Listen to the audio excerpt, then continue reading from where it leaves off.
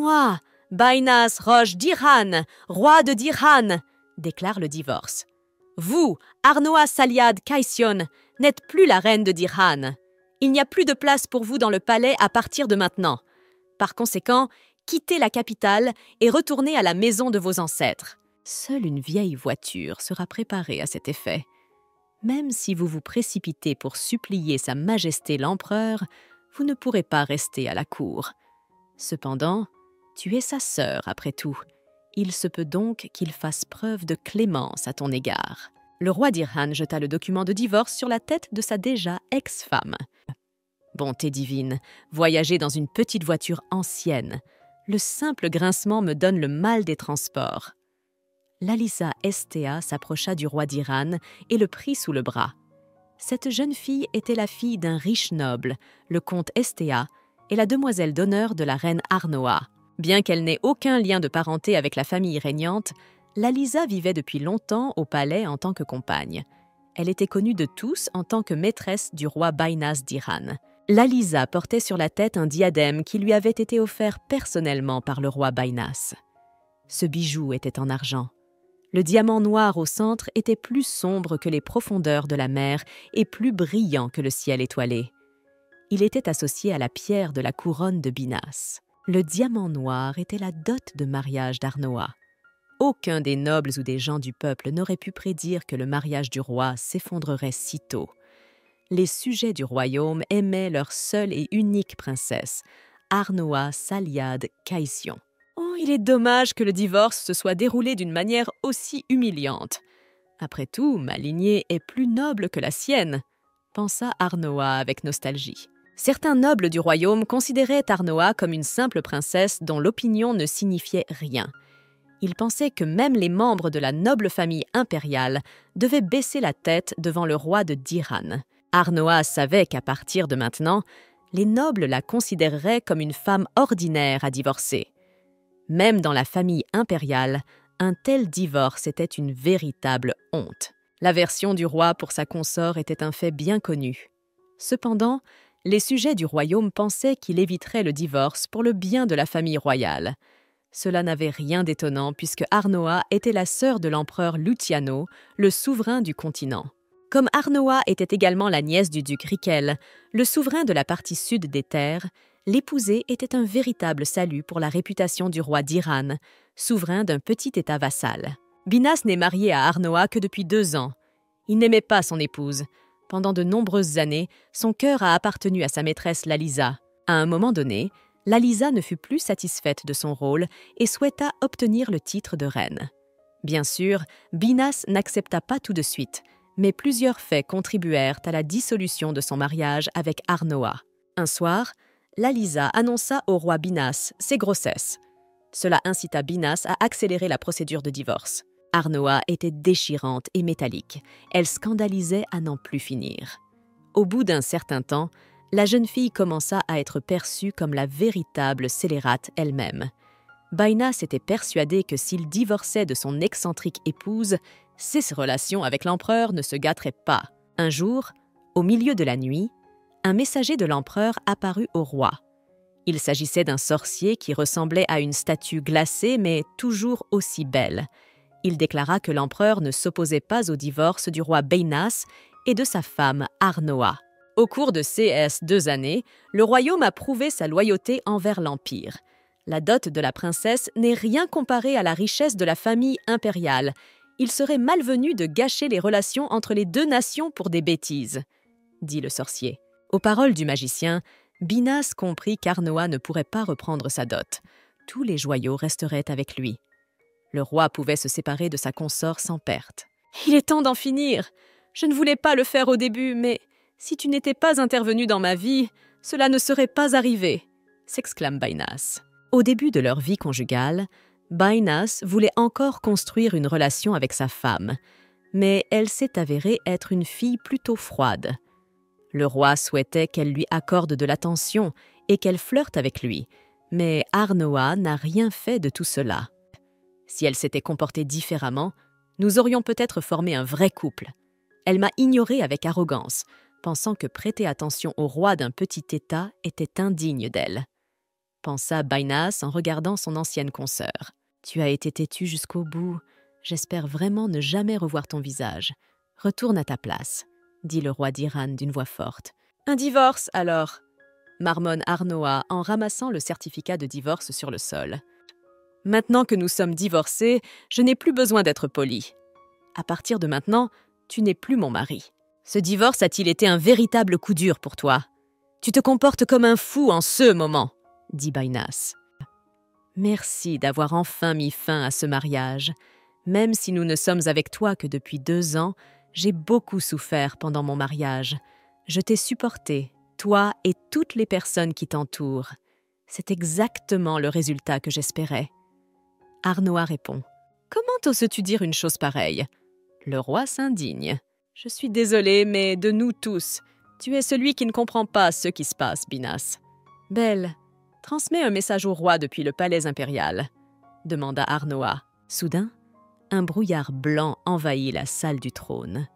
Lorsqu'il se dissipa, un homme à la peau aussi blanche que la neige et aux cheveux aussi noirs que le goudron apparut. 6 yeux étaient d'un gris argenté inhabituel. L'homme avait un visage parfait, comme s'il avait été modelé par un dieu.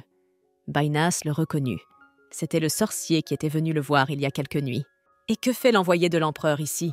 se demanda Bainas. « J'ai été convoqué, alors je suis venu. C'est mon devoir. N'avez-vous pas entendu l'empereur m'appeler ?» dit le magicien. « Je ne sais pas si vous savez que l'empereur Luciano Kaishion est mort. En tant qu'envoyé de la famille impériale, je suis venu ici pour délivrer le certificat de décès. Mais Sa Majesté était en parfaite santé. Pourquoi est-il mort si soudainement ?» s'exclama Bainas. Le souverain du continent et maître de l'Empire était l'empereur Luciano Kaishion. Malheureusement, il n'avait pas d'héritier direct. À sa mort, le trône pouvait passer au second prince Arien Kaishion ou à sa sœur Arnoa Kaishion. Binas espérait beaucoup qu'Arien devienne le nouvel empereur, mais le sorcier a anéanti tous ses espoirs. Il déclara que le frère de l'empereur était également mort. L'empereur et son frère avaient été empoisonnés il y a quelques jours. « De quelle absurdité parlez-vous? Quelle insolence envers Sa Majesté Luciano !» D'un ton furieux, Bainas, stupéfait, s'écria. « Le certificat de décès de l'empereur est vrai puisqu'il a été remis en main propre par l'envoyé impérial. » Arnoa dit d'une voix calme. « C'est impossible. Et si c'est vrai, comment dois-je m'y prendre? La situation est tellement inattendue que je ne pouvais même pas l'imaginer. Je veux dire que je sais pertinemment que l'empereur n'a pas eu de conflit majeur ni de problème de santé. » Bainas réfléchit. « Si l'empereur et son frère meurent, qui montera sur le trône ?» demanda Baina. « Comme ni Luciano ni Arien n'ont eu d'enfant, le trône reviendra au suivant. Selon votre contrat de mariage, le mari hérite de la moitié de ce que la femme hérite. Il ne s'agit pas seulement de biens, mais aussi de titres. » Le sorcier commença à expliquer. « Donc l'héritier originel devrait être vous. »« C'est impossible. » Bainas s'étonne. Ce qu'il entendait lui causait un véritable choc. « Si vous aviez attendu un jour de plus, vous auriez gagné un continent entier. Malheureusement, vous avez divorcé avant l'annonce de la mort de Sa Majesté. C'est pourquoi le prochain empereur sera une autre personne, » dit le magicien. La nouvelle maîtresse du continent est Arnoa Kaishion. Et si j'étais vous, je préférerais m'incliner devant elle. « Hein, tu as entendu ça, Bainas? Pourquoi ne pas présenter vos respects à la nouvelle impératrice ?» demanda Arnoa à son ancien consort en riant aux éclats. « Quelle absurdité!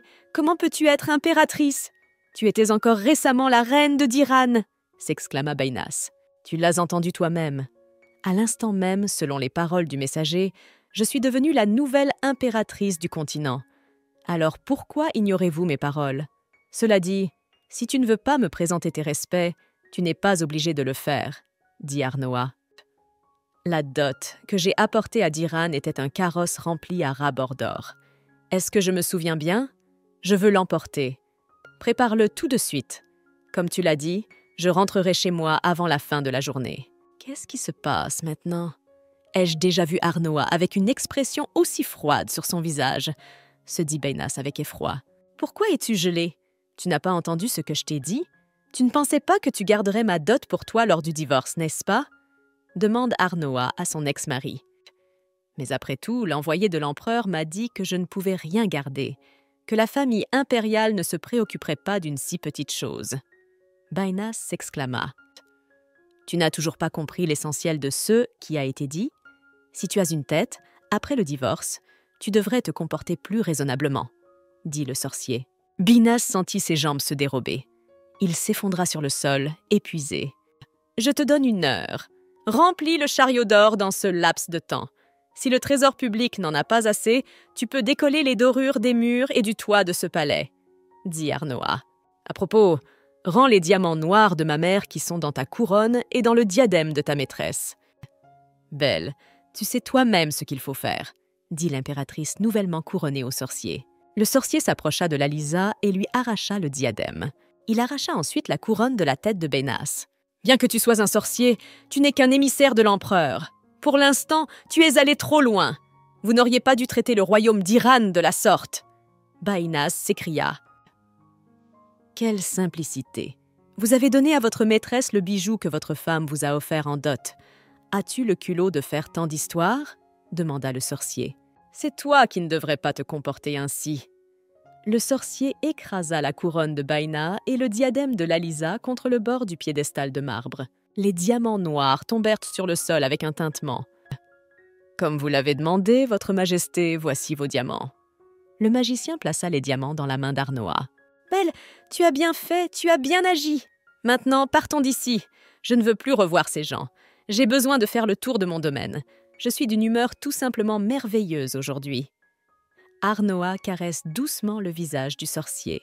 Après la disparition du précédent empereur, Luciano, qui était le frère aîné d'Arnoa, l'avait emprisonné dans une tour. Lorsque la jeune fille eut 18 ans, Luciano la donna en mariage au roi d'Iran. Bainas était très heureux de recevoir une bonne dot. Le mariage d'Arnoa avec le roi d'Iran fut tout à fait satisfaisant. Elle obtint enfin la liberté dont elle avait été privée pendant qu'elle était enfermée dans la tour. Pendant son mariage avec le roi d'Iran, Arnoa ne devait le voir qu'1 fois par semaine et endurer toutes les insultes qui lui étaient lancées au visage. Immédiatement après le mariage, Arnoa fut envoyée comme demoiselle d'honneur. La jeune fille savait que Lalisa était le premier amour du roi. Arnoa décida de garder la maîtresse de son mari près d'elle. Arnoa savait que certains nobles la condamnaient pour sa faiblesse. Elle toléra la maîtresse de son mari et ne fit rien pour y remédier. Même lors de la première nuit de noces, le roi quitta sa compagne et se rendit chez Lalisa. Arnoa entendait parfois son mari discuter d'elle avec d'autres nobles. Il disait qu'elle n'avait rien de spécial. Il se moquait aussi de son intelligence et de son apparence. Arnoa était habitué depuis longtemps à cette attitude, car son frère aîné Luciano la détestait depuis sa naissance. Peut-être était-ce parce que la lignée de la mère d'Arnoa, Anastasia, était beaucoup plus forte que la sienne.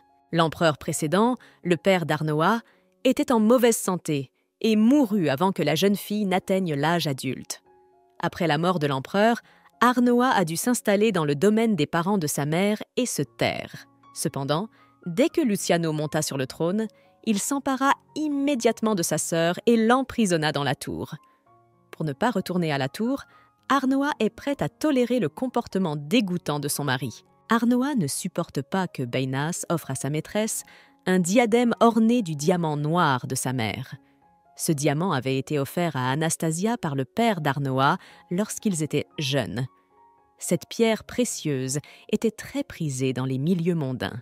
Lorsqu'Arnoa vit pour la première fois le diadème sur la tête de Lalisa, elle ressentit une colère indescriptible. À son tour, lorsque le comte Estea vit sa fille avec le fameux diadème sur la tête, il eut l'idée de faire de sa fille une reine.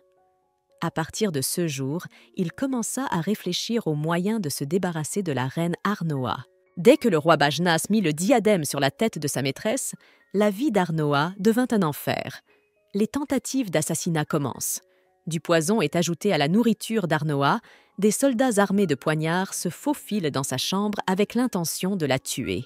Arnoa fut dévastée de réaliser que le palais royal n'était plus différent de la tour dans laquelle elle avait passé des années. Arnoa voulait juste survivre. Elle n'avait besoin de rien d'autre. Un jour, en entrant dans sa chambre, Arnoa vit un léopard des neiges en train de dormir. C'est dingue. Pourquoi un prédateur dort-il dans ma chambre? S'agit-il d'une nouvelle méthode d'assassinat du comte? Le dernier assassin a échoué et s'est fait prendre, alors il a décidé d'envoyer une bête sauvage? Surprise, la jeune fille réfléchit. Même si ce léopard inspire la peur, il a l'air plutôt mignon. Soudain, le léopard se leva et marcha droit vers la jeune fille. Il grogna doucement. Le léopard se jeta sur la jeune fille et la fit tomber par terre. « C'est vraiment comme ça que je vais mourir ?» se dit Arnoa. Un instant plus tard, le léopard se transforma en un homme brun. Arnoa devina que l'homme en face d'elle était un sorcier. Il avait un rang assez élevé pour pouvoir se transformer en une autre créature vivante. Mais que faisait-il ici?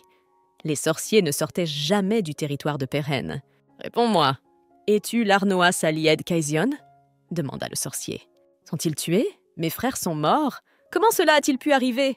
s'exclama Arnoa en étudiant le certificat de décès. Arnoa savait qu'une fois mariée, elle n'obéissait qu'à son mari. Tous les titres qu'elle a et qu'elle aura lui appartiennent aussi. Arnoa ne voulait vraiment pas que son mari devienne empereur. La jeune fille devinait qu'alors sa vie deviendrait un véritable enfer. « Toi et ton frère aîné n'étiez pas proches? Pourquoi je demande? C'est juste que tu sembles plus en colère qu'en colère !» remarqua le sorcier. « J'aimerais recevoir mon cadeau, » dit Arnoa. « Je suis censé venir te voir avec un cadeau? Tu veux dire apporter quelque chose en signe de réconfort ?» demanda le magicien. « C'est en fait la coutume. »« Eh bien, laisse tomber, » répondit Arnoa. « Réponds-moi, pourquoi es-tu venu ici? Je sais que les sorciers ne font jamais rien pour rien. Un homme bon doit honorer les demandes de ses amis de toutes les manières possibles, » répondit le sorcier. Arnoa n'avait jamais considéré les sorciers comme bons. Pour obtenir quoi que ce soit d'eux, il fallait au moins payer ou faire un pari. « Tu as fait un pari, n'est-ce pas ?» demanda Arnoa. La jeune fille savait comment négocier avec les sorciers. Si quelqu'un appelait le nom complet d'un sorcier et lui demandait un pari, le sorcier était obligé d'accepter. À première vue, cette règle semblait assez simple, mais les noms des sorciers étaient très longs et déroutants. Beaucoup de gens n'arrivaient pas à les prononcer correctement et perdaient tout ou mouraient. « Mais qui a parié avec vous et pourquoi? Cette personne a réussi à prononcer votre nom. Puisque vous avez rapporté la nouvelle de la mort de l'empereur, vous êtes l'envoyé de l'empereur. D'habitude, l'envoyé est le chef de la tour des mages, » marmonna Arnoa. « Tu es un homme intelligent, après tout. Et puisque l'empereur est mort, je dois aller porter un message à ses proches. Et où est ton mari? Je dois lui dire ce qui s'est passé. C'est mon devoir, » dit le magicien. « Et si je te demandais quelque chose ?» demanda Arnoa. « Tu sais très bien que les sorciers ne travaillent pas pour rien, » rappela la jeune fille au sorcier. « Je veux faire un pari avec toi. Belcarianas Ascal Rupelesion Perennerdi. Je t'appellerai Belle pour faire court, » dit la fille. « Ah, ce satané Anikin !» grommela le sorcier. « Alors, Belle, je ne veux pas que mon mari monte sur le trône, alors tu vas m'aider à l'empêcher. Si je gagne le pari, je divorcerai et je deviendrai impératrice, » s'exclama la jeune fille. Belle était le 28e souverain de la Tour des Sorciers et le maître du territoire de Peren. Il était le sorcier le plus puissant de l'histoire, fils de la grande sorcière Amaryllis. Formellement, les sorciers étaient des vassaux de l'Empire, mais ils se montraient rarement. Ils s'installaient sur des territoires que même l'empereur n'osait pas contrôler. Ils étaient dévoués à leur devoir d'envoyer et le remplissaient depuis longtemps. Arnoa ne savait que peu de choses sur le maître de la tour magique. Des rumeurs contradictoires circulaient à son sujet. On savait qu'il était entré à l'académie à l'âge de 15 ans. En un an, il avait suivi des cours dans toutes les disciplines. Arnoa savait aussi que Belle avait abandonné ses études et était revenu dans la ville quelques années plus tard. Il avait défié en duel le 27e souverain de la Tour des Sorciers et l'avait emporté pour s'emparer de son titre. « Tu sais au moins ce que je veux en retour? Cela ne vous effraie pas? Oserais-tu faire un pari avec moi ?» demanda le magicien à la jeune fille. « Si tu m'aides, je te donnerai la pierre de mon âme, » répondit Arnoa. « Qu'est-ce que tu racontes? Sais-tu au moins comment on l'extrait ?» se demanda Belle. « Bien sûr que je le sais. Il faut investir la moitié des années allouées dans la création de la pierre. On ne peut pas l'enlever. La pierre ne peut être obtenue qu'avec le consentement volontaire d'une personne, » répondit la jeune fille. Les pierres d'âme ont des propriétés magiques. Les plus puissantes sont associées au nom de la famille impériale. Les sorciers utilisent ces pierres comme des objets magiques. Vous connaissez donc l'utilité et le prix de ces pierres? Je tiens à te prévenir que tu ne peux pas tuer le roi de Séester et faire de toi une impératrice, dit Belle. Le messager qui délivre l'acte de décès de l'empereur est sous l'emprise d'un sort. Il ne peut ni tuer le souverain, ni lui mentir, ni le blesser par la magie. Je ne peux pas honorer cette demande. Notre pari ne sera pas honoré. Mais il n'y a pas de délai clairement défini pour annoncer la mort de l'empereur, n'est-ce pas? Précise Arnoa. C'est vrai, mais cette situation me fatigue. Alors je veux régler tout cela au plus vite. Si nous tergiversons trop, la nouvelle de la disparition de l'empereur viendra d'ailleurs. Tu ne veux pas te retrouver dans la merde, n'est-ce pas? Demande Belle. Donnez-moi juste quelques semaines. N'informez personne de la mort de l'empereur. Pendant ce temps, je divorcerai de mon mari. Si lui et moi nous séparons, le trône m'appartiendra, dit Arnoa. Pour ce qui est de mon pari, si je divorce de mon mari dans les 2 semaines imparties, je gagne. Et si je ne gagne pas, je te donne la moitié de ma vie. Si je gagne, c'est vous qui me déclarerez impératrice. Pour que notre pari ait lieu, vous devez ranger l'avis de décès de l'empereur et de mon jeune frère. Et si vous voulez prendre ma pierre d'âme, vous devez m'aider à vivre pour voir le divorce. Aussi, vous devez fermer les yeux sur les choses que je vais faire. On dirait que tu veux m'impliquer dans une sorte d'aventure. C'était juste pour m'encourager à t'aider à la fin? Demanda Belle. La jeune fille ne lui répondit rien, se contentant de sourire gentiment. Binas commença à encourager des performances qui faisaient passer Arnoa pour un marginal. L'avenir du monde de l'art est plutôt sombre. Et qu'est-ce que c'est que ces comportements indécents? Était-il possible de monter une pièce qui me fasse mal paraître? Et pourquoi devrais-je applaudir pour l'encourager? Pense Arnoa en regardant ce qui se passe sur la scène. En plus, ce maudit comte Estéa est là. Il veut absolument faire de l'une de ses filles une reine. Ce cirque ne finira-t-il jamais? Arnoa entendit des chuchotements derrière elle. 2 dames discutaient de la pièce. Il s'avéra que le personnage principal était joué par l'acteur populaire Rick Tavian.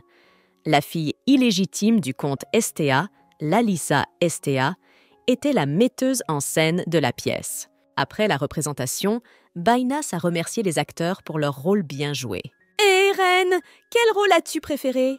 Et si nous essayions de suivre les répliques de la reine dans la pièce? Je pense que ce serait très amusant, » dit Bainas à sa consoeur. Arnoa eut du mal à se retenir de répondre à son mari par une grossièreté. La pièce la faisait passer pour une parfaite idiote, follement amoureuse du roi, et qui ne cesse de le répéter. « Mais puisque Sa Majesté insiste, qui suis-je pour le contrarier? Je veux jouer le rôle avec l'acteur principal, » dit Arnoa en affichant un sourire joyeux. Elle demande à Rick, l'acteur principal, de s'approcher d'elle. « On m'a dit que vous étiez le plus bel homme de d'Iran. Tu es vraiment comme les gens t'ont décrit ?» dit Arnoa d'une voix grave. Elle posa sa main sur le torse de l'acteur. « Et notre reine s'avère être une excellente actrice. » Les dames de la cour s'exclament. « Pensez-vous, votre majesté, que j'ai réussi à jouer mon rôle ?»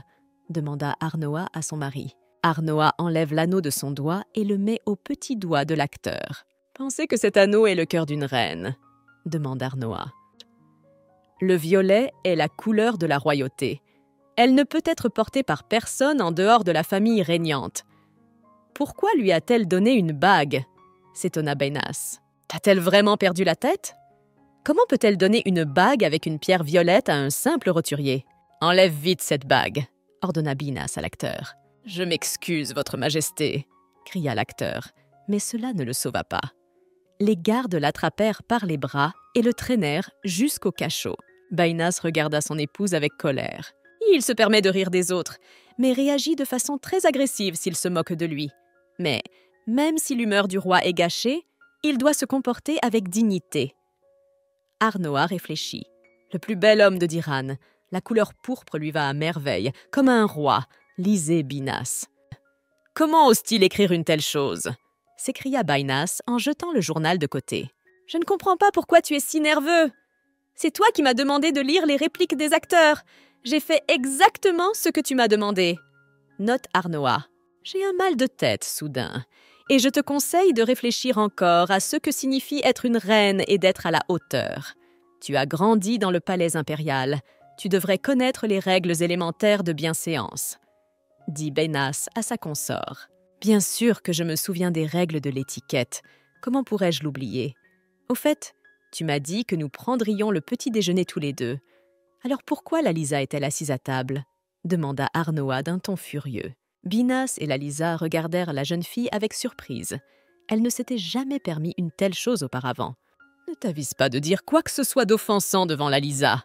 cria Binas en tapant sa paume sur la table. « Votre Majesté, la reine est apparemment très sensible aujourd'hui. Ne prêtez pas attention à ses paroles.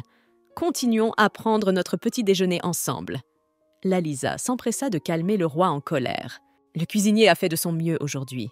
Il y a tant de plats différents sur la table.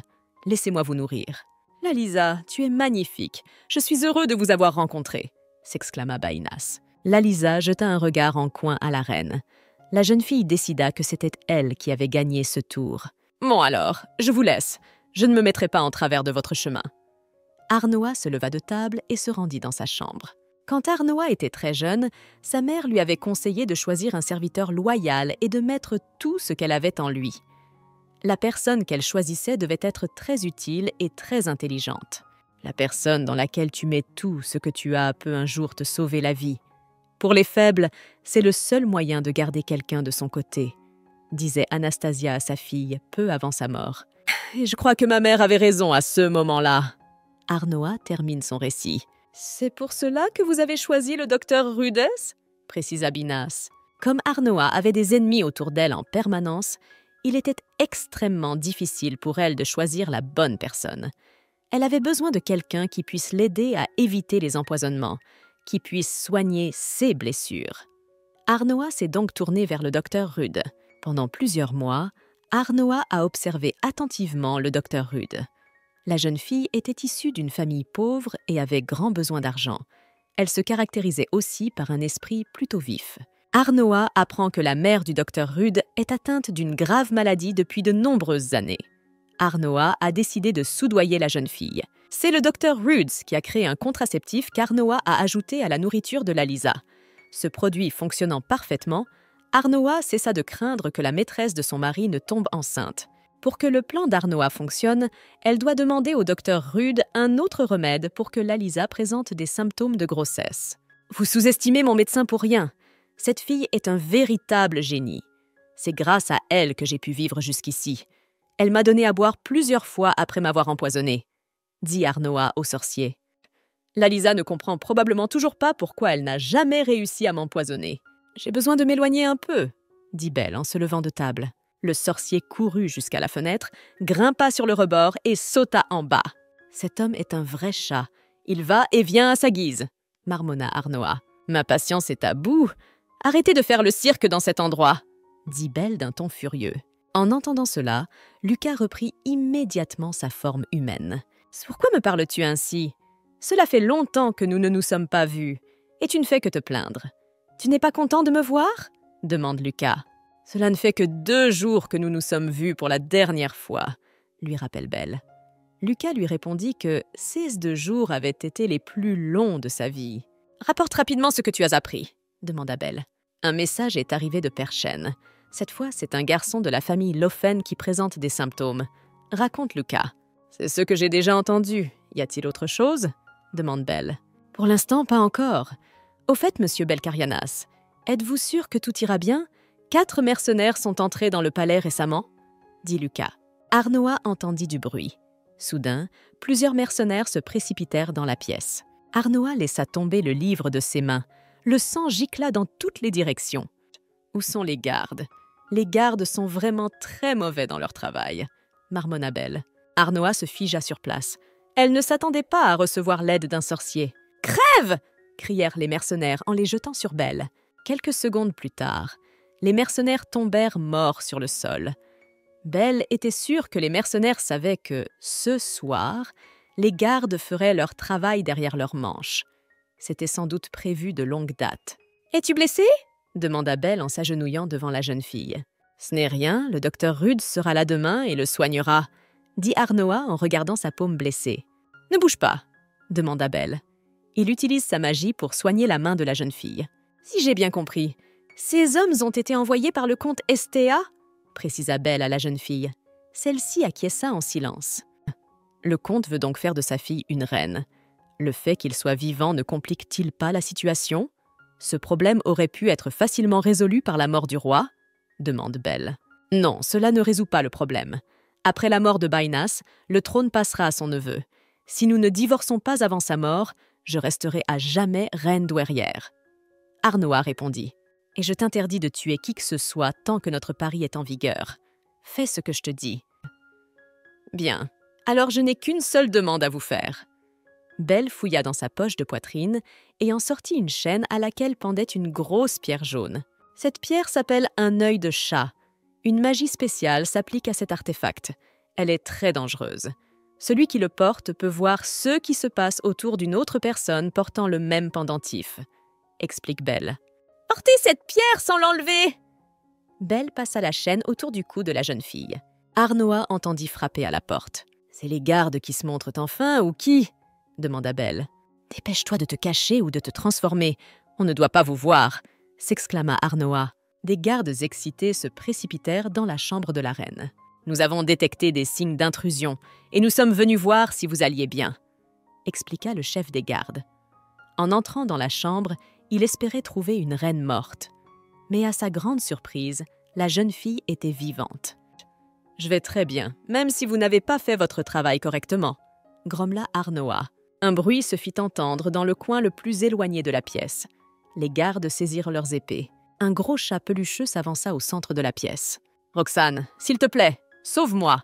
cria le commandant adjoint. « Vous savez que les exigences de Kessman sont minimes, et je n'ai aucune envie de tuer votre fiancé. Je suggère que nous réfléchissions à nouveau au terme de notre traité de paix, » cria le mercenaire qui tenait une dague sous le cou de l'adjoint. Roxane fit semblant de réfléchir à la proposition du mercenaire. Après avoir réfléchi, Roxane prit son arc et ses flèches et tira. La flèche atteignit le cou du commandant adjoint. « Pourquoi a-t-elle tué son fiancé ?» se demandèrent les mercenaires. « Tuez-les tous !» ordonna Roxane. Pensait-il vraiment que nous allions accepter le traité de paix qu'il nous proposait? Demande l'archiduc Assilier, le père de Roxane. Les hommes de Kessman sont aussi stupides que lui, père. Et au fait, choisissez-moi un marié normal la prochaine fois, demande Roxane. Est-ce qu'un fiancé a vraiment de l'importance? Nous avons un objectif bien plus important, dit l'archiduc à sa fille. Père, qu'en est-il du meurtre de l'empereur? Je dois vous avouer que notre plan a échoué. La mort de Luciano était prévue, mais le problème, c'est qu'Arien est mort aussi. Qui aurait cru que cet idiot goûterait à la nourriture empoisonnée? Notre plan de faire d'Arien une marionnette a échoué, répondit l'archiduc. Comment avez-vous pu gérer tout cela de manière aussi stupide? Pourquoi l'avez-vous laissé mourir avec son frère? Était-ce si difficile de laisser vivre cet homme à la tête vide? S'écrie Roxane en se levant de son siège. Ne t'inquiète pas pour ça. Une petite mésaventure ne peut pas ruiner notre plan. Seule la marionnette assise sur le siège de l'empereur a changé. Il n'y a donc aucune raison de s'inquiéter. D'une voix calme, l'archiduc répondit. « Le trône passera donc au roi de d'Iran ?» précise Roxane. « C'est exact.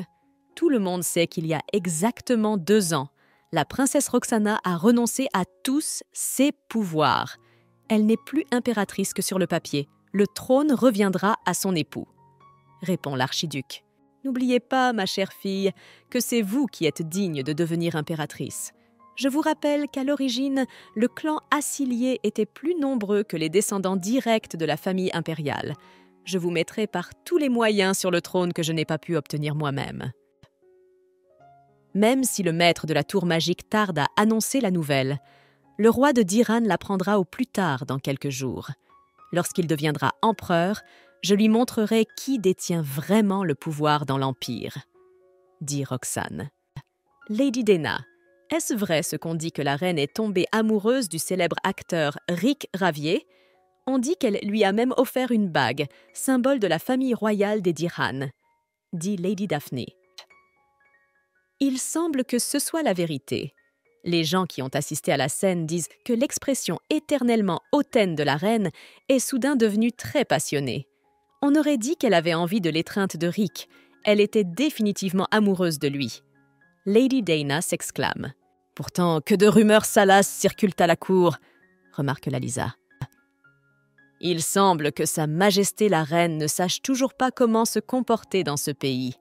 En tant que demoiselle d'honneur, nous devrions lui apprendre les bonnes manières. « Je vois que vous vous amusez bien sans moi, » dit Arnoa en s'approchant de la table. « Salutations, Votre Majesté !» Lady Dana et Lady Daphné s'exclament. Elles se levèrent de leur siège et s'inclinèrent devant la reine. Lalisa resta assise. « Vous êtes venue, Votre Majesté. Vous n'avez pas annoncé votre visite à l'avance et vous êtes venue sans être accompagnée. Que se passe-t-il » demanda Lalisa. « J'ai reçu une invitation de votre part et je suis donc venue ici. Je te signale que la porte de la serre était bien fermée, » répond Arnoa. « Vous auriez dû être accompagnée d'une personne de rang inférieur. Tu n'as pas peur d'être grondée » demanda Lalisa. « Je n'ai pas pu prendre quelqu'un d'inférieur avec moi parce que tous ces gens sont déjà ici, » dit Arnoa en s'asseyant sur une chaise libre. Ce n'était pas la première fois que cette scène se produisait. Lalisa invitait la reine à prendre le thé comme si elle s'intéressait à elle, puis passait des heures à regarder ses défauts ou à lui servir des mets étranges. Lalisa aimait aussi offrir à la reine des tenues voyantes et se moquer d'elle. « Au fait, Votre Altesse, pourquoi ne portez-vous pas la robe que je vous ai offerte il y a quelques jours? Je l'ai choisie de tout mon cœur. Tu ne l'as pas aimée ?» demande Lalisa. « Je ne voulais pas la porter. Je l'ai devinée il y a longtemps, mais maintenant j'en suis sûre. Tu as des goûts assez terribles. Il suffit de regarder tes tenues pour s'en rendre compte, » répondit Arnoa. « Eh bien, voyons voir quel genre d'ordure tu vas me donner à manger aujourd'hui. Au fait, que font les domestiques en ce moment? Pourquoi personne ne verse mon thé? Ne soyez pas en colère contre nous, Votre Majesté. Vous vous sentirez mieux si vous buvez ce thé aromatisé. » Dame Daphné versa le thé dans la tasse de la reine. Arnoa remarqua que le thé dans la tasse avait une couleur assez étrange. La jeune fille supposa qu'on y avait ajouté quelque chose. Arnoa porta la tasse de thé à son nez et en huma l'arôme. La boisson était assez épicée. « J'espère que le thé vous a plu. Non seulement il a un arôme agréable, mais il a aussi un arrière-goût sucré, » dit Lady Daphné. « Si vous avez tant apprécié la boisson, je la trouve affreuse. Il semble que j'ai des préférences gustatives plutôt étranges, » répond Arnoa. « Alors tu as tout compris, et je commençais à penser que tu avais un problème de discernement. Je tiens à préciser que Sa Majesté le Roi préfère les femmes intelligentes, » dit Lalisa. « Ma précieuse demoiselle d'honneur se préoccupe tant de moi. Je dois la remercier comme il se doit. » Arnoa se leva de son siège, prit une tasse de thé et s'approcha de Lalisa. « Moi ce thé, ce sera ma récompense en tant que première demoiselle d'honneur. » Arnoa serra le menton de Lalisa jusqu'à ce qu'il lui fasse mal. Arnoa ouvrit la bouche de Lalisa et y versa le contenu de sa tasse. Repoussant la reine, Lalisa toussa bruyamment. « Comme ce thé brûle !» cria la jeune fille. Son visage était couvert de sueur. « Lalisa, ce thé ne te plaît pas non plus ?» demanda Arnoa d'une voix inoffensive. « Qu'est-ce qui se passe ici ?» hurla la comtesse Estea qui fit irruption dans la serre. « Ma douce fille, que t'a fait cette femme ?» demande la comtesse en serrant Lalisa en pleurs contre sa poitrine. « Votre Majesté, pourquoi avez-vous fait boire à ma fille ce thé dégoûtant? Comment pouvez-vous être aussi cruelle? C'est un acte inacceptable pour un membre de la famille royale. Celui qui a commis cette erreur doit être puni. Eh bien, Votre Majesté, veuillez tendre les bras. » Elle recommence? Combien de temps encore? Pensa Arnoa avec nostalgie. La comtesse balança son éventail. J'en ai assez. Arnoa pensa et retira ses mains. La comtesse frappa douloureusement l'éventail sur sa paume. Laissant l'éventail s'échapper de ses mains, la comtesse poussa un grand cri. « Vous auriez dû être plus prudente. On dirait que tu as mal calculé ta force, » dit Arnoa en riant bruyamment. « Votre Majesté, vous avez délibérément retiré vos mains. On dirait que vous n'avez rien appris au cours de ces 2 dernières années, » s'exclama la comtesse. « Pourquoi pas? J'ai réussi à mémoriser quelques-unes de vos leçons. Si je me souviens bien, la reine peut gérer les affaires internes de la maison. Vous avez dit qu'elle avait le droit d'embaucher et de renvoyer des employés. » Arnoa répondit. « Qu'est-ce que tu racontes? Ce n'est pas le moment d'en parler. Je vais en référer à votre mari immédiatement, » menaça la comtesse. « Vous ne pourrez pas le faire car vous avez déjà été renvoyé. Vous n'avez plus rien à voir avec mon mari. J'ai décidé de ne plus garder d'ouvriers inutiles dans la maison, » dit Arnoa. « Après avoir examiné les registres, j'ai remarqué que vous receviez un salaire assez important. Tu viens toi-même de remarquer que tu ne m'as rien appris au cours des 2 dernières années. Si tu m'avais enseigné correctement, je ne serais pas aussi cruel. Je crois qu'un professeur doit guider ses élèves en leur montrant l'exemple par son comportement. Je vais donc finir ce que j'ai commencé et vaquer à mes occupations. Lalissa, c'était un bon goûter. J'ai apprécié. Arnoa prit une tasse de thé sur la table et en versa le contenu sur la tête de la jeune fille. « Est-ce bien la reine que nous connaissons ?» chuchota Lady Dana, surprise. Belle décida d'observer Arnoa avec son pendentif. Il vit ce qui s'était passé au goûter. Cette femme est amusante à observer. Et pourquoi a-t-elle supporté si longtemps le tempérament de son mari? Marmonna Belle. Tu veux dire que la reine ne tolère rien d'autre? Précise Lucas.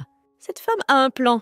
J'aime bien le fait qu'elle ait commencé à se comporter plus honnêtement avec elle-même, réplique Belle. Lalisa n'avait pas cessé de pleurer depuis des heures. Bainas ne savait pas comment réconforter sa bien-aimée. « Votre Majesté, n'êtes-vous pas en colère? Même après avoir entendu ce que la reine m'a fait ?» demanda Lalisa en sanglotant. « Bien sûr que je suis en colère, » assura la jeune fille au roi. « Alors pourquoi ne mets-tu pas ta consort à la porte tout de suite? Tes sentiments pour moi se sont-ils refroidis ?» demanda Lalisa. « Ce n'est pas du tout le CA. Ne t'ai-je pas dit que tu étais mon premier et mon dernier amour? Mais tu sais très bien qu'on ne peut pas divorcer de l'Empire comme ça. Nous devons être plus subtils.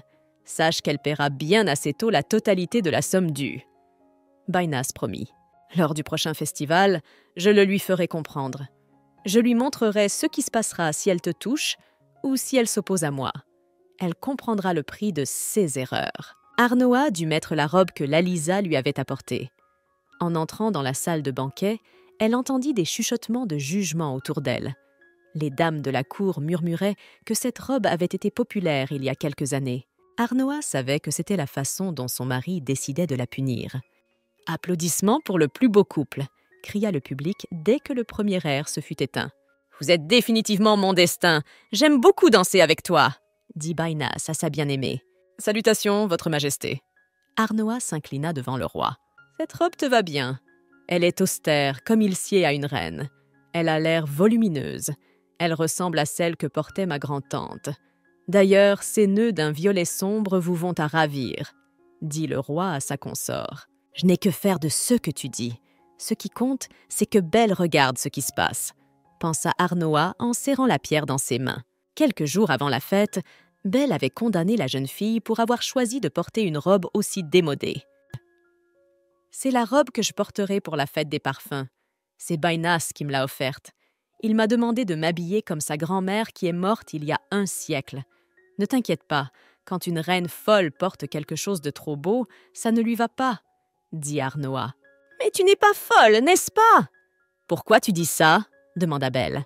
« Comment m'appellerais-tu autrement? Mon mari vit avec sa maîtresse depuis le premier jour de notre mariage.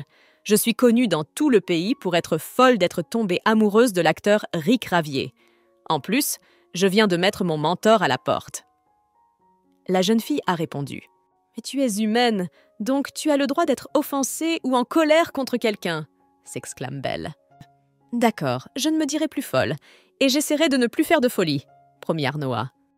« Est-ce que seuls les aristocrates titrés peuvent obtenir une invitation à ce bal ?» demanda Belle à la jeune fille. « Oui, tu as raison. Seuls les aristocrates ou leurs proches peuvent assister à cet événement, » répond Arnoa. « D'ailleurs, tu es en retard. J'ai déjà choisi un partenaire pour ce soir.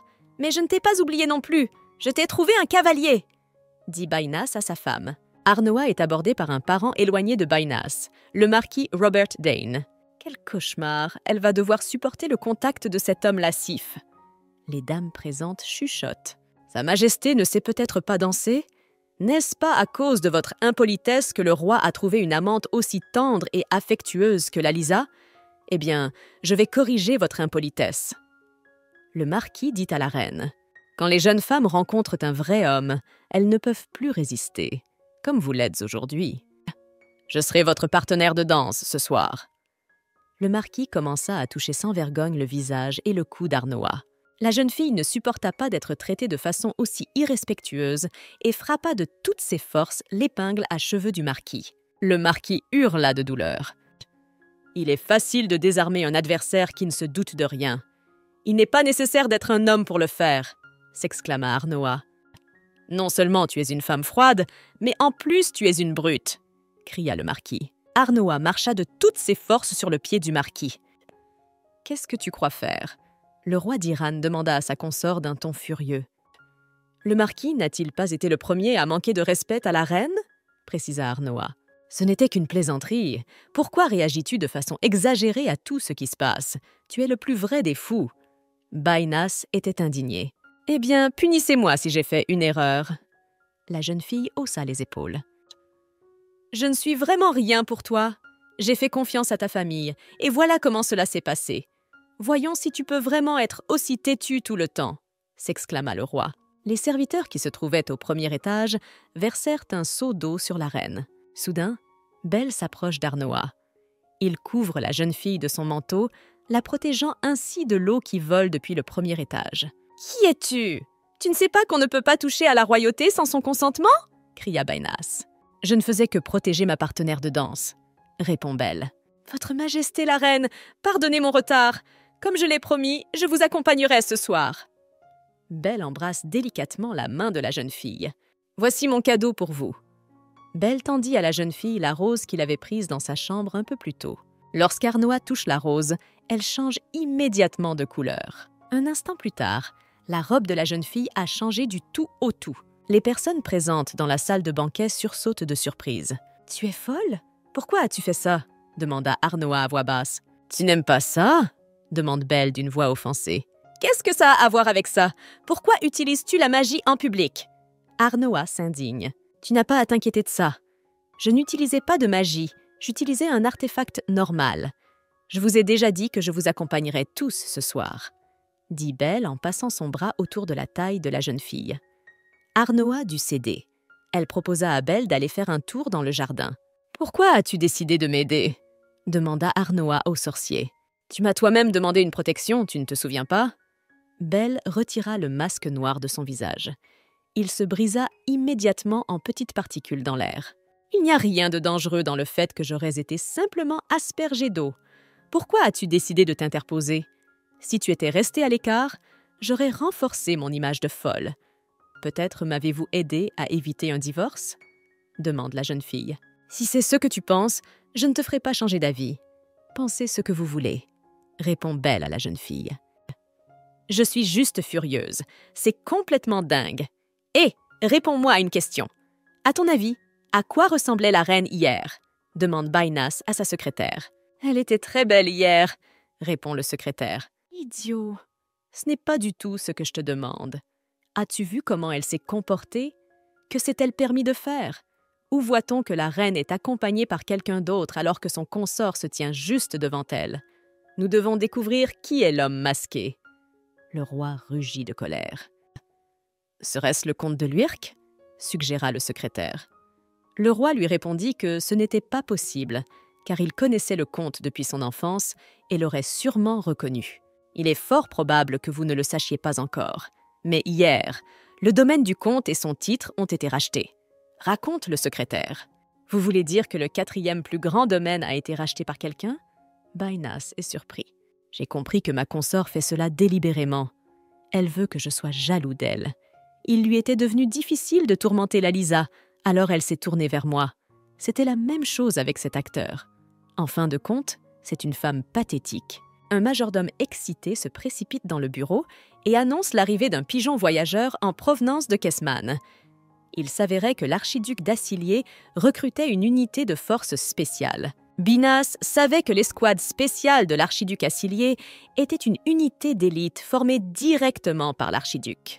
Les soldats de l'escouade servaient à se débarrasser de ceux qui tapaient sur les nerfs du commandant en chef. Siez Soldat jouait le rôle d'avant-garde. Savez-vous si l'empereur a personnellement promulgué ce décret?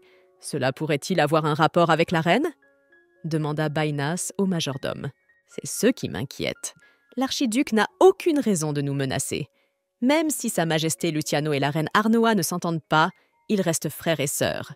Répond le majordome. Je trouve également inquiétant qu'en 2 ans de mariage, vous n'ayez pas réussi à gagner l'amour de votre consort. Alors, il est temps d'agir, dit le roi avec un sourire narquois. « Et pourquoi as-tu mis cette huile sur mes cheveux » demanda Arnoa à la servante. Celle-ci lui répondit que c'était l'ordre du roi. Cette huile est utilisée quotidiennement par la demoiselle d'honneur de Lalisa. Si tu mets sur mon corps autre chose que ce qu'utilise la demoiselle d'honneur de Lalisa, j'aurai les mains coupées. Arnoa a prévenu. Alors je m'en vais, je ne vous dérangerai pas. La servante dit et se dépêcha de sortir de la chambre de la reine. Au bout d'un moment, le roi entra dans la chambre d'Arnoa. Il tenait une rose rouge entre ses dents. Voyant son consort ainsi, Arnoa fut choqué. « Pourquoi es-tu venu dans ma chambre ?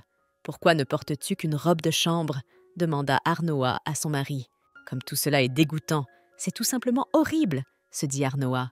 « Laisse-moi réaliser tous tes souhaits aujourd'hui, » dit Baynas. « Et pourquoi me regardes-tu d'un air si surpris ? Les sévices que tu as infligés à Lalisa, les incidents avec les autres hommes, n'est-ce pas ce à quoi tu as aspiré ? Admets-le, tu as toujours voulu posséder mon corps. D'ailleurs, il est temps pour nous de penser à un héritier. » Soudain, un chat se précipita sur Baynas et lui sauta au visage. Le roi gémit d'épuisement. « Boule de neige, arrête, ne touche pas à cet homme !» demanda Arnoa. Elle tendit les mains au chat. Il sauta immédiatement sur sa poitrine. « Écoutez bien, votre majesté. Si je vous revois ainsi, vous subirez le même sort que le marquis de Dane, » avertit la jeune fille. « Vous voulez dire que vous allez me casser le pied ?» clarifia le roi. « Peut-être un pied, peut-être un coup. Je verrai selon mon humeur. Quant à l'héritier, fais-le avec quelqu'un d'autre, » répondit Arnoa. « Folle gueuse !» Le roi marmonna et quitta la chambre de sa consort. « Tu peux redevenir humaine. Je suis sûr que personne d'autre n'entrera dans cette pièce, » dit Arnoa au chat. Avant qu'Arnoa ne puisse lâcher le chat, celui-ci se transforma en Belle. Belle serra doucement la jeune fille dans ses bras. Arnoa ne résista pas. Elle s'était habituée aux sorciers au cours des derniers jours. « Réponds-moi, pourquoi as-tu attaqué Baynas ? Je croyais que tu avais dit que tu ne pouvais pas tuer ou blesser le plus proche du trône, étant un émissaire de l'empereur. Qu'est-ce qui a changé ?» demanda Arnoa. « Je ne peux pas utiliser la magie sur ces gens. Il ne m'a jamais été interdit de gratter, » répondit Belle. « Je commence de plus en plus à penser que vous essayez de toutes vos forces d'empêcher mon divorce. Bien sûr, tu as tout intérêt à ce que je perde. Tu pourras alors prendre ma pierre d'âme, » s'exclama Arnoa. « Écoute, tu n'as jamais entendu parler de l'inconstance des sorciers ? Je ne fais que ce que je veux faire. Mes désirs changent souvent. Je l'ai fait parce que j'avais envie de griffer le visage hautain du roi. Je n'ai pas rompu le pacte entre les sorciers et la famille régnante. » Lucas s'enfonça de toutes ses pattes dans le fourré de la forêt. Cela faisait des heures qu'il était poursuivi par les chasseurs. « Maudit raton laveur !» Baynas cria et se précipita sur le raton laveur. « Votre Majesté, ne vous inquiétez pas. Tous les hommes ne peuvent pas attraper une bête aussi féroce. Ne devrions-nous pas choisir une autre cible pour vous ?» demanda le roi à son chevalier. « Laissez les bonnes proies derrière vous et poursuivez le raton laveur. Tu as perdu tes nerfs et utilisé toutes tes flèches, » grommela le secrétaire du roi. « Taisez-vous, vous êtes trop bruyant !» hurla le roi en attrapant son secrétaire par la peau de sa chemise. « Votre Majesté, calmez-vous, s'il vous plaît. » Les chevaliers éloignent le roi de son secrétaire. « Qu'est-ce qui se passe ici ? Au début, il y avait ce chat enragé, et maintenant il y a un raton laveur insolent. Se moquent-ils tous de moi ?» pensa Baynas avec irritation. Lorsque Lalisa apprit que le roi était allé voir sa consort, elle lui interdit d'entrer dans sa chambre. La jeune fille pleurait depuis plusieurs nuits consécutives. « Et pourquoi ma femme est-elle la seule à m'en vouloir ? Qu'y a-t-il de mal à ce que je veuille un héritier qui ait du sang impérial dans les veines ?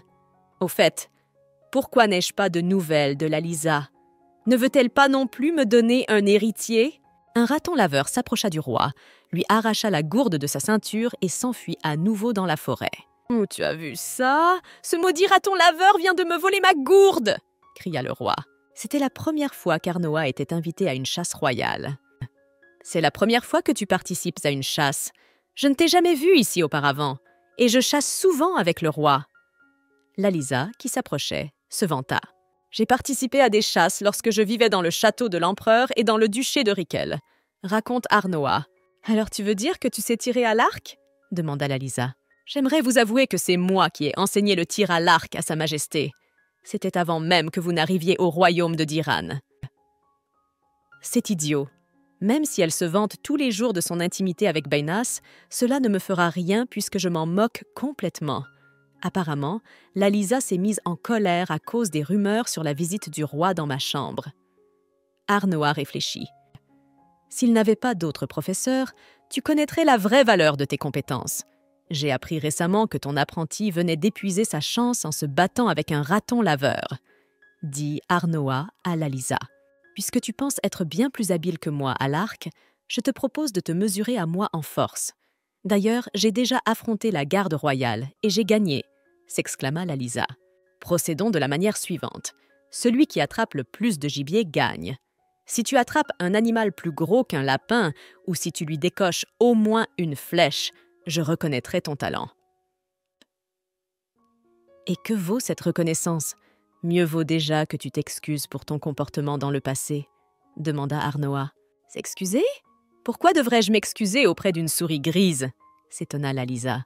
Très bien, Votre Majesté, qu'il en soit ainsi. Mais si je gagne, tu feras de même. Vous vous excuserez auprès de moi pour ce que vous nous avez fait, à ma mère et à moi. Je dois donc toucher un animal plus grand qu'un lapin avec une seule flèche, n'est-ce pas? Tu ne trouves pas que cette condition est un peu idiote? Une cible plus grande est beaucoup plus facile à atteindre, remarqua Arnoa. Arnoa tira la corde de l'arc et pointa la flèche sur Lalisa. Votre Majesté, attendez, avez-vous vraiment décidé de me chasser? Ne crains-tu pas la colère du roi? Demanda Lalisa d'une voix effrayée. Et qu'est-ce qu'il va me faire? Demanda Arnoa avec un petit rire. Votre Majesté, épargnez-moi, s'il vous plaît, cria Lalisa. Mais c'est toi qui as posé ces conditions. Vous savez bien que je ne suis ni un chevalier ni un soldat. Je ne peux pas chasser seul dans la forêt.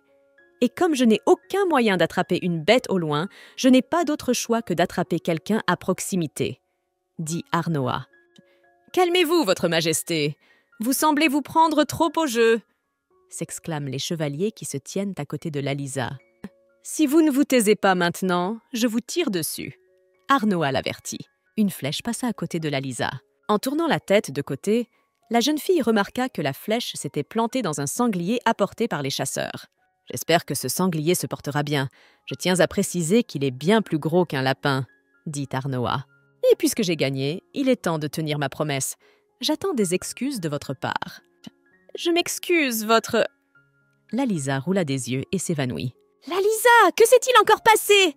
Qu'est-ce que la reine t'a encore fait? Hurla Baynas en faisant irruption dans la chambre de sa maîtresse. Sa Majesté a pointé un arc sur moi et a menacé de me tuer. Elle se moque de moi tout le temps, pleure la jeune fille avec de gros sanglots. Pourquoi la reine, qui était silencieuse et pratiquement invisible depuis tout ce temps, s'est-elle mise à se comporter de la sorte, se dit Baynas. Votre Majesté, voici le problème. On soupçonne Lady Lalisa d'être enceinte, dit le docteur Rudez. Est-ce vrai que Lalisa porte mon enfant dans son cœur? Se réjouit le roi. Votre Majesté, vous et moi allons avoir un enfant. C'est l'enfant de la famille royale de Dhirhan. Lalisa s'exclama joyeusement.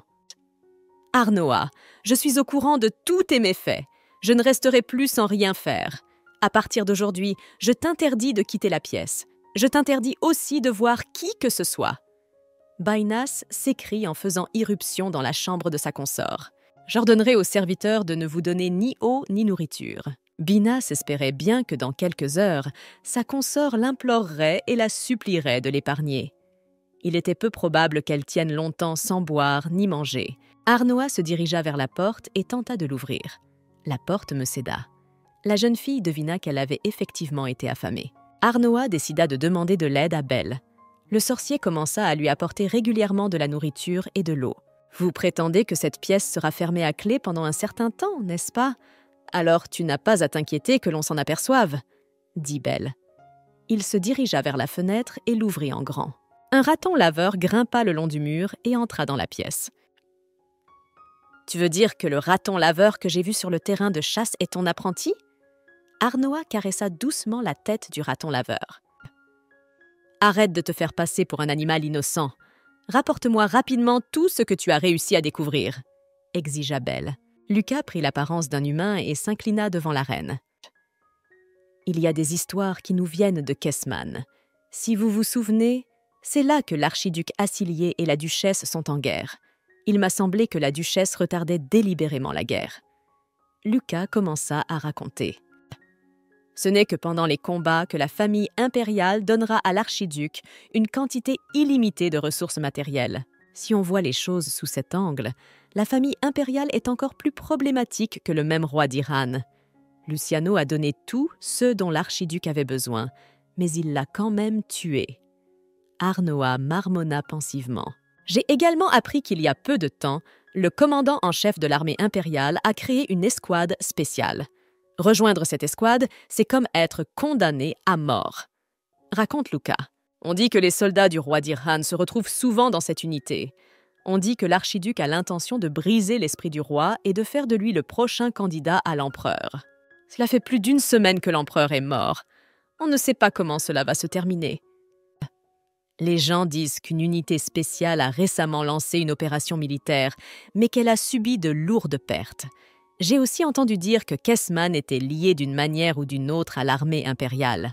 Qu'est-ce que tu as dit? Elle ne pense même pas à s'excuser? Mais cela fait déjà 3 jours. Qu'a-t-elle mangé pendant tout ce temps? S'exclama Bainas.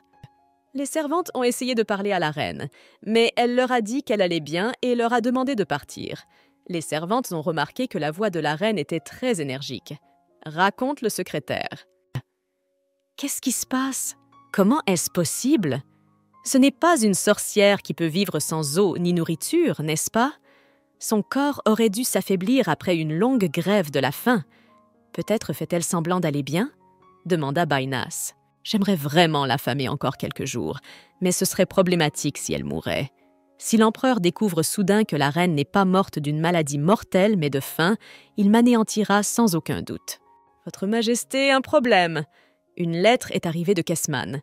Elle dit que tous les membres de l'unité spéciale que vous avez créée ont été capturés et exécutés par l'ennemi.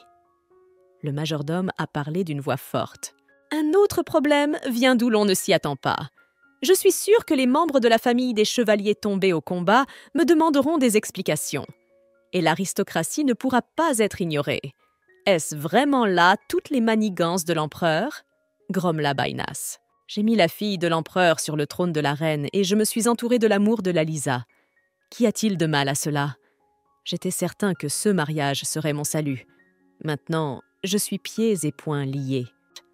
Votre Majesté, c'est impensable. Sur les troupes envoyées par d'Iran, 20 hommes sont morts de façon insensée. Cela ne peut être autorisé. Les nobles étaient indignés. Mais le royaume de d'Iran a toujours servi fidèlement Sa Majesté l'Empereur. Comment peut-il nous faire cela? Demanda le seigneur Villens. Le comportement de l'empereur me laisse également perplexe. La position de beau-frère de l'empereur me semble plutôt être une entrave, grommela Binas. Pourquoi ne pas envisager le divorce? L'alliance avec Sa Majesté la Reine ne présente-t-elle plus aucun avantage? Demanda le comte Estea. Mais je ne suis pas sûre que l'empereur approuverait mon divorce, admit Bainas. Je suis sûre que l'empereur est un homme raisonnable. Si vous parvenez à un accord et s'il se rend compte qu'il y a suffisamment de raisons de divorcer, il vous donnera certainement l'autorisation de dissoudre le mariage, dit le comte Estea. Mais la dot de la reine représente beaucoup d'argent pour d'Iran. En cas de divorce, elle peut exiger qu'on lui rende tout un carrosse d'or, marmonne Bainas. Je vais convoquer tous les érudits du pays et nous étudierons la loi comme il se doit. Il doit y avoir un moyen de ne pas rendre la dot à la reine, s'exclama le comte. Tu as raison, chaque loi a une faille, dit Bainas avec un sourire enjoué. Rejoignant la reine dans le jardin royal, les demoiselles d'honneur s'inclinèrent très bas devant elle. Une personne ne m'a pas dit bonjour finalement, remarque la reine. Salutations, reine. La comtesse Estea siffla entre ses dents. Comment vont vos poignets? J'espère qu'ils ne sont plus endoloris? Demanda Arnoa à la comtesse. Et comment allez-vous, votre majesté? J'ai appris que vous aviez été enfermée dans votre chambre pour comportement indigne. Vous avez été gardée et affamée pendant 3 jours. Aujourd'hui, c'est la première fois que vous êtes autorisée à sortir, répond la comtesse. C'est étrange. Elle a été enfermée dans une pièce pendant 3 jours, sans boire ni manger. Son visage aurait-il pu devenir plus rouge après cela? La comtesse se dit « Sa Majesté n'est pas si sévère. Mon enfermement a été confortable. J'ai même reçu des excuses de votre fille pour son impolitesse passée, dit Arnoa. Qu'est-ce que tu racontes? Pendant la chasse, tu m'as menacé d'une flèche, moi qui suis enceinte, s'indigne Lalisa. Tu as tout faux. Je visais juste un sanglier. Ce n'est la faute de personne s'il était derrière toi, dit Arnoa en regardant quelque part sur le côté. J'avais l'habitude de me comporter poliment par pitié pour toi, mais n'y pense même plus. Je ne souhaite plus faire affaire avec toi, alors dégage de mon chemin. Lalisa exigea. Et je ne le ferai pas. J'ai traversé le pont en premier, mais c'est toi qui l'as escaladé ensuite. Alors dégage toi-même de mon chemin, répondit Arnoa. Comment ose-t-elle me parler ainsi? Je suis, après tout, la chérie de Sa Majesté le Roi et sa bien-aimée. Elle semble l'avoir déjà oublié, pensa Lalisa avec irritation. Elle décida de s'attaquer au point le plus sensible de la reine. Au fait, à propos du diamant noir qui ornera mon diadème. Le roi a dit qu'une si belle chose devait briller sur ma tête. Il m'a donné ce diamant l'autre jour. Il a aussi fait fondre vos alliances. Il en a fait de magnifiques boucles d'oreilles. C'est la différence entre toi et moi. Quoi que vous fassiez, vous ne pouvez rien changer. L'ascendance n'est rien comparé à l'amour d'un roi. « Tu le penses vraiment ?» demanda Arnoa à la jeune fille. Ah, l'autre jour, le roi m'a offert un diamant noir. Aujourd'hui, il m'a offert ce collier de rubis. Si je le voulais, je pourrais te prendre tout ce que tu as. Mais il n'y a plus rien à prendre à une femme qui n'est pas aimée. Lalisa répondit. Il y a des choses au monde qu'il ne faut pas toucher, sous peine de paraître égoïste. Mais vous ne comprendrez probablement pas ce que j'essaie de vous dire. Finissons-en pour l'instant avec notre conversation, demanda Arnoa. Qu'est-ce qui pend à ton cou? C'est vraiment cet œil de chat. Pourquoi ne l'ai-je remarqué que maintenant? Où l'as-tu caché pendant tout ce temps?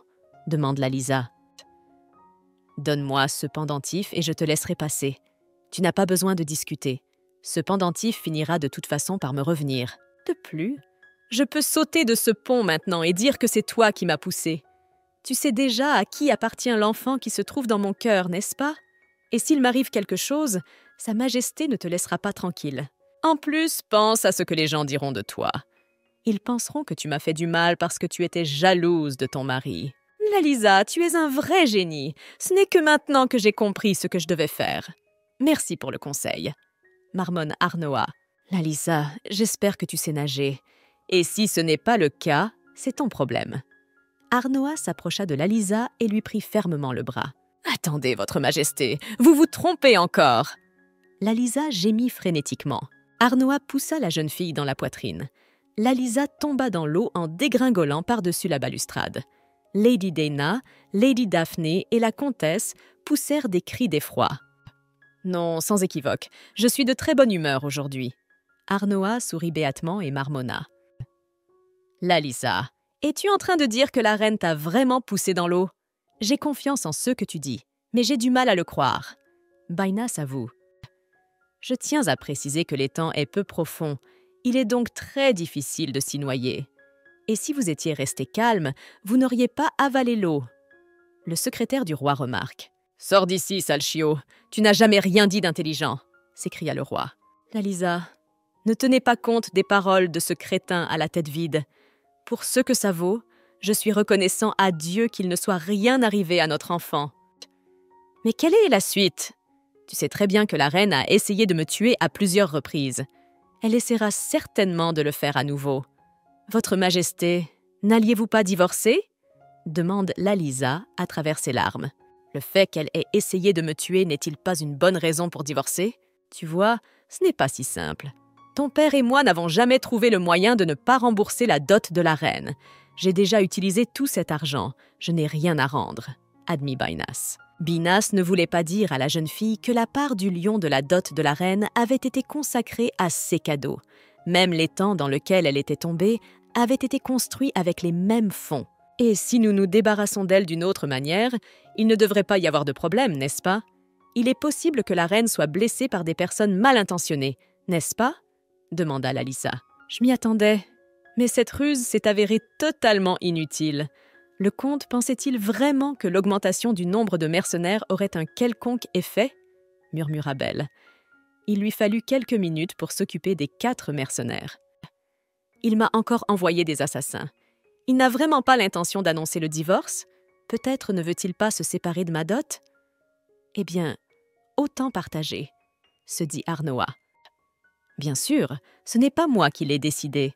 Tous les biens que ma mère, l'impératrice Anastasia, m'a légués, Luciano les a envoyés en guise de dot. Et bien sûr, Binas veut garder cet or pour lui. J'en suis plus que sûre. Binas pense que s'il ne peut pas rendre la dot s'il divorce de la princesse, il ne pourra pas échapper au regard de l'empereur. Cela fait un peu plus de 10 jours que Belle m'a annoncé la mort de Luciano. Si je ne divorce pas d'ici 3 jours, mon mari deviendra empereur. J'aimerais avoir un peu plus de temps. Félicitations, Belle, on dirait que tu as gagné. S'il vous plaît, redonnez à ma pierre d'âme la plus belle possible, demanda Arnoa. Une consolation, avec la pierre d'âme, je renoncerai à la moitié de ma vie. Je n'aurai pas à vivre toute ma vie comme une reine et à mourir dans la vieillesse. Arnoa s'effondra sur le lit. La jeune fille se rendit soudain compte que Belle ne répondait jamais à rien. « Belle, ce n'est pas quelque chose que tu aimes ?» demanda Arnoa. « Pas vraiment. » Belle répondit honnêtement. « Pourquoi dis-tu cela? Tu ne veux pas ma pierre d'âme ?» demanda la jeune fille. « Et je t'ai aussi dit que mes désirs changent tout le temps. Pour l'instant, je veux te voir sur un trône avec une couronne sur la tête. En tant que maître de la tour magique, j'ai honte d'être le messager d'un empereur moins compétent que Luciano, répondit le magicien. La pierre d'âme d'un membre de la famille Caïtion est certes précieuse, mais un tel spectacle n'en vaut pas la peine. Oh, et la transaction elle-même avec un non-mage n'est rien de plus qu'un intérêt sportif pour moi. Vous voulez dire que vous avez décidé de m'aider? Précisa Arnoa. Si nous parvenons à trouver une option réaliste, alors oui, je vous aiderai. Je tiens à vous rappeler que je ne suis toujours pas en mesure de nuire au roi avec de la magie. Je ne peux pas le tuer. Je ne peux même pas lui mentir. Et cela ne changera pas tant qu'un nouvel empereur ne sera pas déclaré, répondit Belle. Qu'est-ce que tu gagnes dans tout ça? Demanda Arnoa. La personne que je veux sur le trône sera celle que je veux, admit Belle. Belle se rend dans la chambre de Bénas pour l'assurer que l'empereur n'a aucune objection à ce que le roi d'Iran et sa femme divorcent. De plus, il était d'accord pour que la dot reste à Bénas. Oui, cela arrive parfois. C'était une fausse grossesse. Je le signale immédiatement à Sa Majesté, dit le docteur Rude. Non, attendez, s'écria Lalisa en ne laissant pas partir le médecin. Elle saisit fermement la main de Rudez. Lalisa craignait que le roi ne l'abandonne immédiatement s'il apprenait qu'elle était faussement enceinte. Le domaine de son père, le comte Estea, était menacé d'être saisi, car on savait qu'ils engageaient régulièrement des assassins. « Je vous donne 3 jours pour reprendre vos esprits. Je ne peux plus vous aider.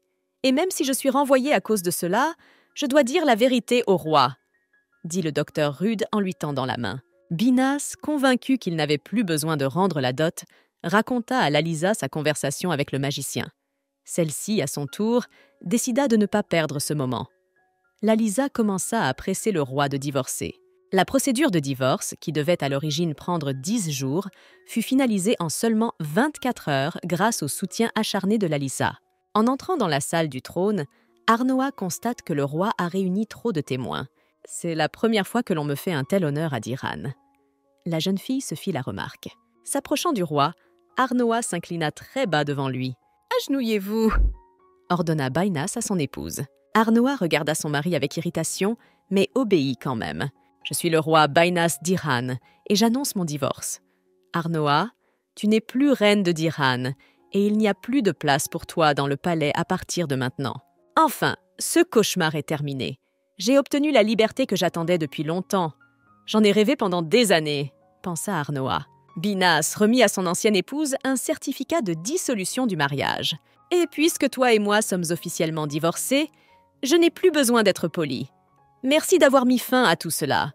Je dois avouer que j'ai beaucoup souffert pendant mon mariage, s'exclame Arnoa. Arnoa pressa Bella de la déclarer impératrice. Elle demanda à Bénas de lui rendre sa dot. Votre Majesté, je vous en prie, reposez-vous encore quelques jours à d'Iran. Pourquoi vous dépêcher de rentrer chez vous? Je vous promets d'organiser un banquet en votre honneur. Bénas croise les mains en suppliant.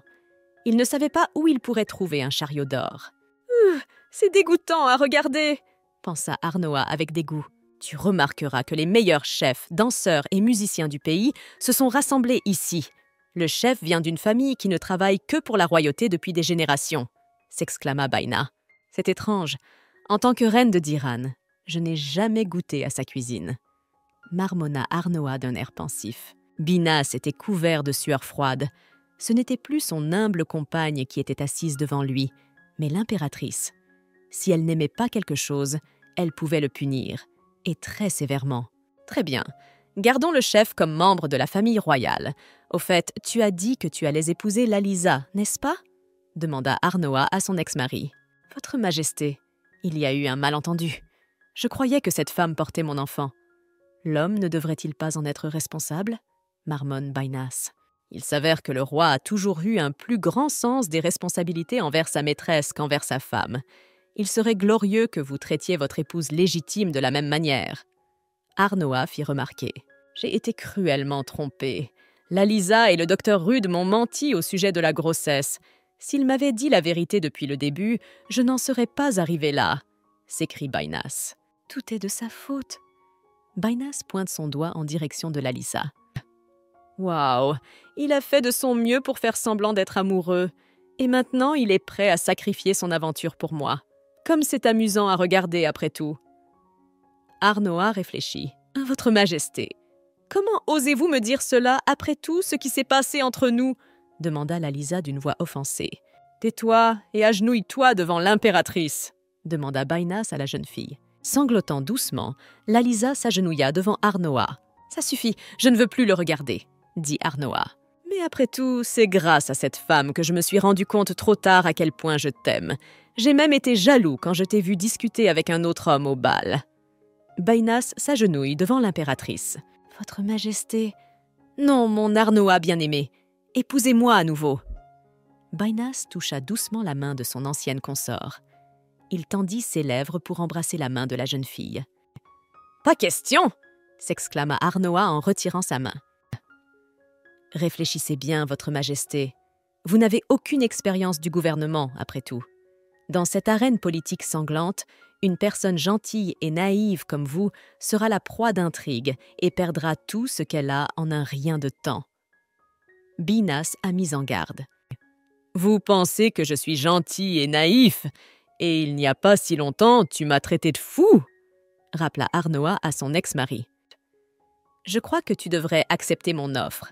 Avec mon expérience, je peux comprendre les pensées de n'importe qui rien qu'en regardant son visage. Votre Majesté a besoin d'une telle personne. Oublions ce malentendu et laissons tomber les vieilles rancunes. » Bainas continua à parler. « Tu te moques de moi ? Que tu prennes la place du roi de d'Iran est une tragédie non seulement pour moi, mais pour tout d'Iran. Quelqu'un qui voit à travers les gens ne devrait-il pas être en colère d'avoir été si facilement trompé ?» demanda Arnoa. « Et comment pourrais-je douter des paroles du docteur ? Pour punir cette femme d'avoir osé nous tromper, moi et votre Majesté, je la priverai de son poste de médecin de la cour. » Bainas promit. « C'est la bonne décision. Je voulais de toute façon emmener le docteur Rudes au palais impérial. Et vous avez raison, un naïf comme moi a besoin de quelqu'un à ses côtés. Cette fille est intelligente puisqu'elle a réussi à tromper le sage roi, dit Arnoa. Cessez ces bouffonneries, rends-moi juste ma dot. Comme c'est agréable de rentrer à la maison dans un carrosse rempli d'or, s'exclama Arnoa. Tu as dit que tu ne tuerais pas le comte Estéa.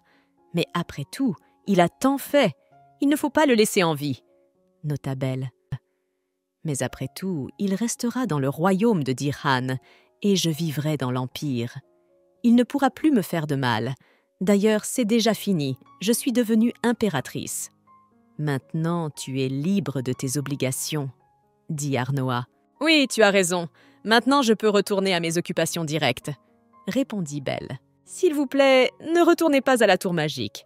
Il vaut mieux venir au palais impérial, demanda Arnoa. Et pourquoi devrais-je aller au palais? Demanda Belle.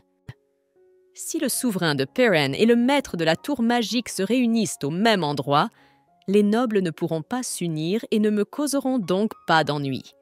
De plus, les gens hors de l'Empire ont tendance à rejeter les sorciers, répondit Arnoa. Et la deuxième raison pour laquelle tu devrais t'installer au palais impérial, c'est que tu y seras beaucoup plus à l'aise. Si tu viens à un rassemblement d'aristocrates en tant que seigneur, ce sera à notre avantage à tous les deux. Ce sera à votre avantage, mais pour moi, c'est un gâchis, grommela Belle. Au fait, as-tu eu le temps d'étudier la politique de l'Empire? Après tout, c'est toi qui es censé le diriger. Grâce à ma mère, j'en sais beaucoup. Elle m'a même appris une fois ce que seuls les empereurs apprennent. Arnoa répondit. Quoi qu'il en soit, je ne pourrai pas vivre dans la capitale en permanence. De plus, je dois entrer dans la tour de magie, dit Belle. Et s'est passé quelque chose là-bas? Demanda Arnoa. Belle regarda la jeune fille avec colère. Il y avait des choses qu'elle ne devait pas savoir. Arnoa se rendit compte qu'elle avait posé une question stupide.